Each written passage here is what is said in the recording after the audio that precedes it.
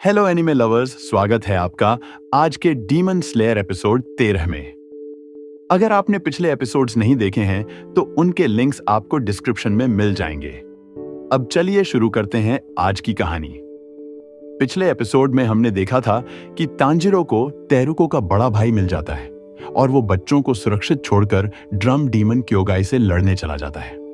Tanjiro धीरे धीरे समझने लगता है कि क्योगाई अपने ब्लड डीमन आर्ट और ड्रम्स की मदद से पूरे मैंशन के रूम्स को कंट्रोल कर सकता है। हर ड्रम बीट के साथ कमरे घूम जाते हैं और डायरेक्शंस बदल जाती हैं। फिर भी तांजिरो हार नहीं मानता और क्योगाई से कहता है कि वो उसे जरूर खत्म करेगा। दूसरी तरफ मैंशन के अंदर जेनित्सु और शोइची तंजीरो को ढूंढ रहे होते हैं, लेकिन उन्हें लगता है कि वो बस गोल गोल घूम रहे हैं। तभी अचानक ड्रम बजता है और पूरा रूम घूम जाता है। दोनों दरवाजे की तरफ फिसलते हुए सीधे मैंशन के बाहर जाकर गिरते हैं। उधर तंजीरो की हालत काफी खराब हो चुकी थी। क्योगाई लगातार ड्रम्स बजाकर रूम्स बदल रहा था और तंजीरो ठीक से खड़ा भी नहीं हो पा रहा था। फिर भी वो खुद को संभालते हुए कहता है कि उसके पास सोचने का समय नहीं है। तभी क्योगाई एक और डेडली क्लॉ अटैक करता है। तंजीरो मुश्किल से बचता है और लड़ते लड़ते क्योगाई से उसका नाम पूछ लेता है। डीमन अपना नाम बताता है और तंजीरो कहता है कि वो किसी भी कीमत पर उस बच्चे को उसके हवाले नहीं करेगा। ये सुनकर क्योगाई और गुस्सा हो जाता है।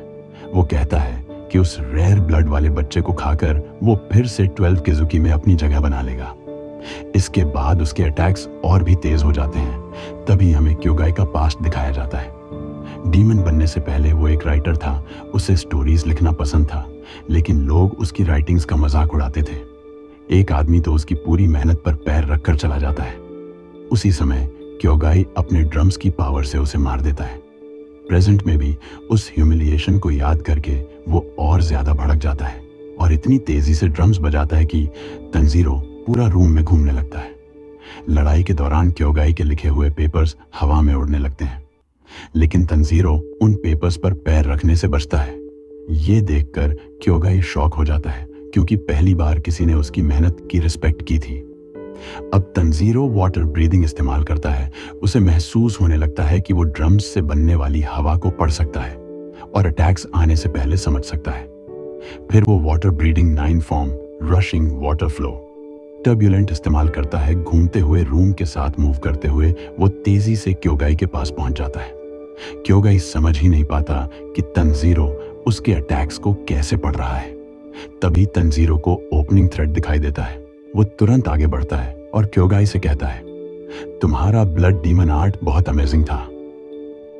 और अगले ही पल स्लैश, तंजीरो उसका सिर काट देता है। क्योगाई की बॉडी धीरे धीरे राख में बदलने लगती है, लेकिन मरने से पहले वो तंजीरो से पूछता है, क्या तुम्हें सच में मेरा ब्लड डीमन आर्ट अच्छा लगा? तंजीरो हाँ कहता है। वो बताता है कि उसकी कला सच में कमाल की थी, लेकिन लोगों को मारने के लिए वो उसे माफ नहीं कर सकता।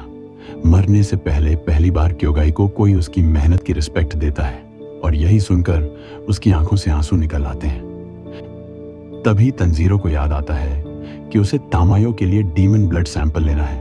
वो जल्दी से क्योगाई का ब्लड कलेक्ट करता है। फिर अचानक एक कैट वहां आती है।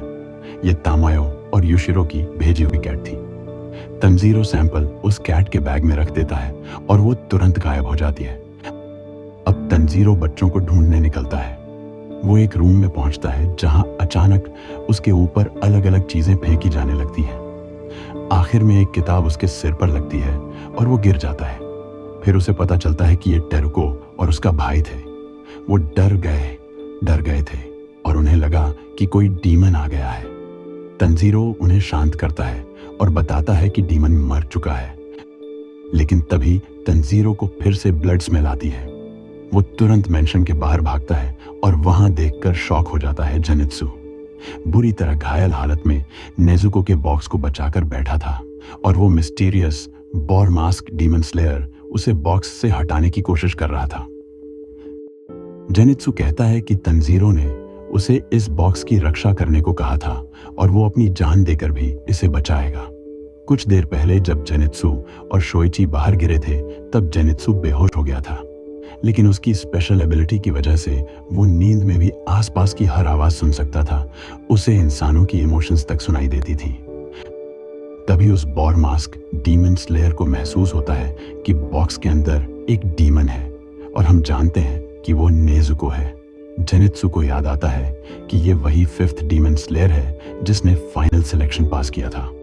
वो डीमन स्लेयर बॉक्स को डिस्ट्रॉय करना चाहता है, लेकिन जेनित्सु उसके सामने खड़ा हो जाता है।